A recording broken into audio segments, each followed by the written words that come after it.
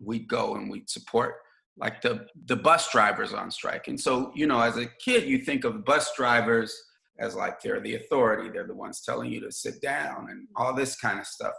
But I saw bus drivers snatch scabs out of their car and just beat them down. And then I saw other adults being like, yeah, that's right. And I was like, wait, what? Like, because you're so used to a certain a certain morality that's put around violence and put around the way things are supposed to go. Later, seeing nurses who are also, I think, all around the world, a symbol of morality and, ethical righteousness, right? Just going hard, like at strikes and like,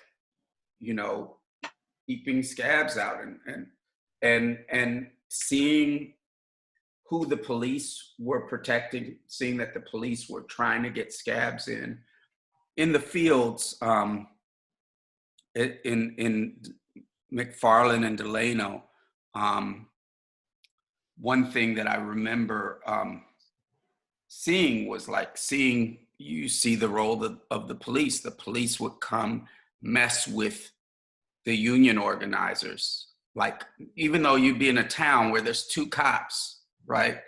Maybe 5 or whatever. And they would be working for the ranch owners, right?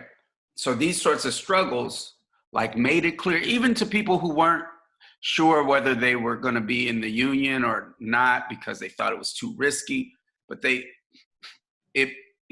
like you hear all this stuff about heightening contradiction. And before I even had those terms for it, you could see that, okay, there's this struggle going on and people take sides. And then you see what side the police were on. While we were just supporting the Watsonville cannery worker strike, there were Mexican workers, Portuguese workers, and Filipino workers.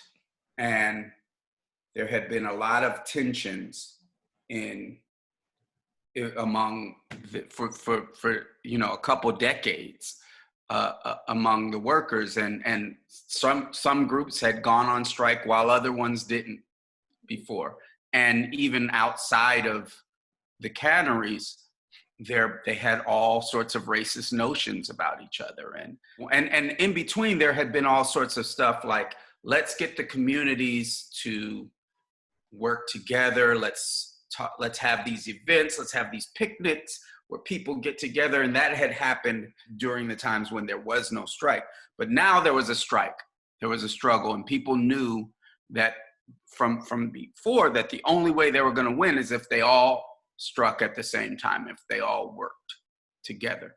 And so now there was a reason for multiracial unity, that there was a reason for it, as opposed to it just as this philosophy that there should be multiracial unity, there shouldn't be these racist ideas about each other. And it worked.